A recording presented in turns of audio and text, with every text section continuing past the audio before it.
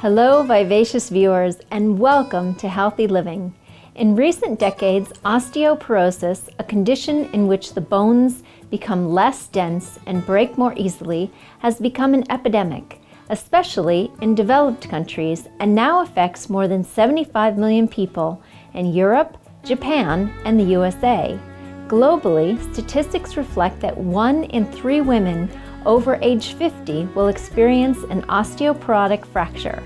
In the US alone, healthcare expenses related to the treatment of the disease cost approximately $17 billion in 2005. So how can we fortify our bones and help prevent this condition? To find the answers, we'll consult today with experts from around the world, including David Roman, a Spanish author of You Will Not Drink Milk, and Vegan Children Happy and Healthy, and president of the Spanish Vegetarian Union. Shira Lane, American director, producer, and writer for the documentary Got the Facts on Milk, and Dr. Jérôme Bernard Palais, French physician and co-founder of the Association of Health Professionals for a Responsible Diet, or APSARES. We'll also hear from Dr. Eric Llewellyn, a British naturopath and a member of the UK's Royal Society of Health. Dr. T. Colin Campbell, an American nutritional biochemist and professor emeritus at Cornell University, USA, and co-author of the bestseller The China Study. Gina Shaw, a British health and nutrition consultant, and Dr. Joel Fuhrman, an acclaimed American physician, nutrition expert, and author. Increased intake of calcium is associated with building strong bones, and some believe that milk is a good source of this mineral. But what are the facts?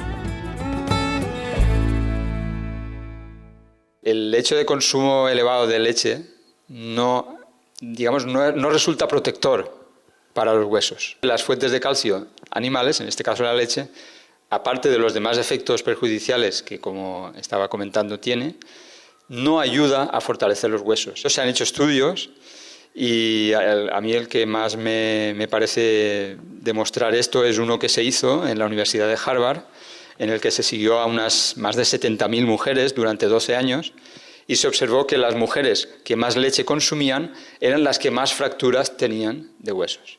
When you consume animal proteins, your blood becomes acidic. And for your body to buffer it and to bring it back down to its level, it has to take calcium from somewhere. And so it takes it usually from the bones. And we have a chart that the countries that consume the most milk are the countries that have the most osteoporosis and the most hip fractures. They have the weakest bones. It's actually opposite of what you would think. Yes, there is calcium in milk, but no, is it doing your body good? No.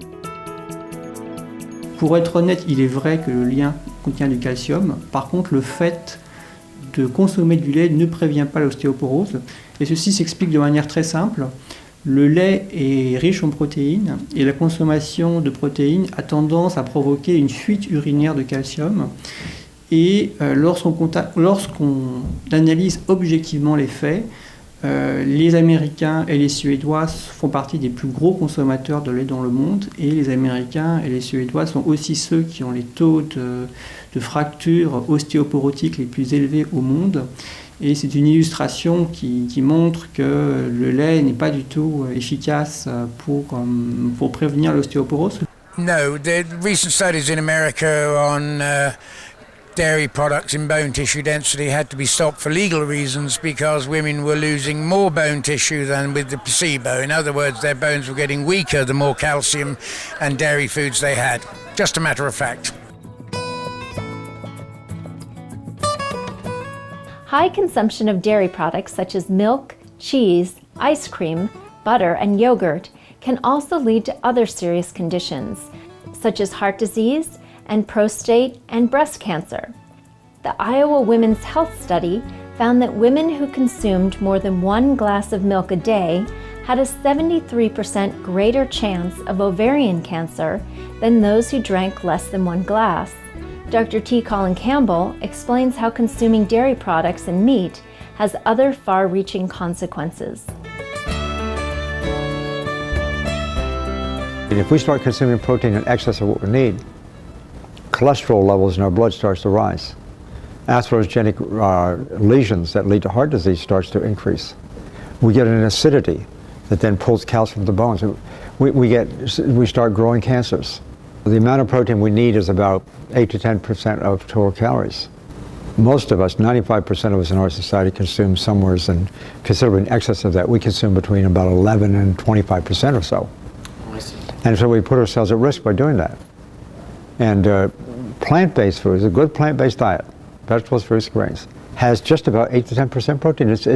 I mean, nature almost made it so that it was ideal. So people who are consuming wholesome vegetables, fruits, and grains, again, I emphasize the whole vegetables and fruits and grains. If they're doing that, they're going to get protein at a level of somewhere around 8 to 12%. And that's adequate. In a healthy, plant-based diet, many foods provide large amounts of calcium, including kale, collard greens, dried figs, beans, grains, and tofu. An article in the January 2007 issue of the Journal of the American Dietetic Association stated, greens such as kale can be considered to be at least as good as milk in terms of their calcium absorbability. Calcium is richly gotten from vegetables, from especially green leafy vegetables. There's plenty of calcium in green leafy vegetables. If you consider that the number one source of all vitamins you would really have to get from fruits, and the number one source of all minerals is vegetables, whether you're talking about calcium, whether you're talking about iodine, they're always going to come from vegetables. If we want to have strong, healthy bones, especially as we grow older, what are some important steps we can take? We're seeing that as people get older, they could weaken their bones and fall down and break a hip or hurt themselves, and a major cause of death even, breaking a hip fracture. And what we have to remember here is that vitamin D deficiency is an epidemic worldwide because we're not getting enough sun. So we have to make sure that if you're not getting a sufficient amount of sun, then you should have a vitamin D level checked with your blood test, or take a vitamin D supplement, because that's very important. Now, whenever you see the word osteoporosis, consider that weak bones occur because people have weak muscles. And that means if we want to have strong bones as we get older, we have to exercise. So the lack of exercise is the major cause of osteoporosis. But we're brainwashed with it. We're given information to think that milk protects us against osteoporosis, and taking calcium protects us against osteoporosis. And it's really more a vitamin D issue and an exercise issue, not a milk or a calcium issue. In fact, we're talking about that people who take calcium through milk and eat a lot of animal products, the acid production and the acids being secreted by the digestive tract, from all which is caused by all the high protein animal products, that high protein causes more pressure on the kidney, and the acid causes more calcium to be leached out of the bones, and we lose much more calcium in the urine from the diet high in animal protein.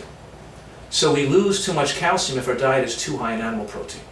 The point here is that green vegetables have enough calcium, that vitamin D is the issue, more than calcium. We need some calcium in the diet, but we need much more vitamin D, much more of those other nutrients found in green vegetables, because green vegetables and sesame seeds are also high in calcium, but they also have vitamin K and other phytochemicals that are important for your bone health. So the main messages here is that don't rely on medications for osteoporosis. Don't think calcium is enough. And don't think drinking milk is going to protect you. It's not. We have to exercise vigorously. We have to hop and jump and bend and do things to use our bones and keep our legs and our back strong. And we have to have sufficient vitamin D, right? And we have to have a diet and higher in green vegetables and nuts and seeds. And that's the formula for maximum protection against osteoporosis. Today's market stock many highly nutritious, plant-based alternatives to cow's milk. Afortunadamente en el mercado hoy en día tenemos una gran variedad de leches de origen vegetal, no solo de soja. Existen bebidas elaboradas a partir de avena, de arroz, de avellanas, infinidad de cosas. Y todas ellas pues tienen un sabor agradable. En muchos casos, para suplir esto, son preparados que les han añadido calcio. Tienes leche enriquecida con calcio. Aportan la misma cantidad que la leche de vaca. con lo cual, en principio, no tenemos que preocuparnos de ese tema. Supreme Master Ching Hai frequently speaks about the enormous dangers of consuming milk, meat, and other animal foods, as in this interview with journalist Louise Kings that was published in the December 16, 2009 edition of the Irish Dog Journal. Some people worry that a vegetarian diet does not provide enough protein or calcium, but grains, legumes, and vegetables provide all the complete proteins we need, and just the right levels.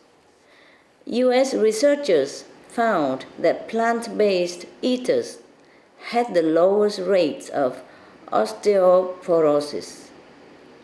In contrast, protein and calcium intake from animal products was found to be detrimental and even contributed to osteoporosis and kidney function problems. By the way, green leafy vegetables and beans are super rich in calcium.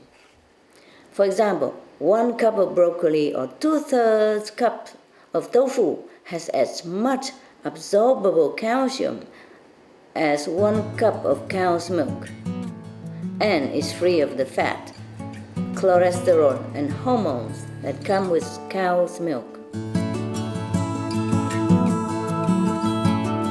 Many thanks to Dr. Jerome Bernard Palais, Dr. T. Colin Campbell, Dr. Joel Furman, Shira Lane, Dr. Eric Llewellyn, David Rahman, and Gina Shaw for sharing your insights on creating better health and stronger bones through avoidance of animal products. You are all to be roundly applauded for dedicating your life's work to spreading the good news about plant-based foods. For more information on the work of some of the individuals featured today, please visit the following websites. Dr. Jerome Bernard Palais, www.elimination-responsable.com. Dr. T. Colin Campbell, www.tcolincampbell.org. Dr. Joel Furman, www.drfurman.com. Shira Lane, www.milkdocumentary.com. David Roman, www.unionvegetariana.org. Gina Shaw, www.vibrancyuk.com. Thank you for joining us today on Healthy Living here on Supreme Master Television.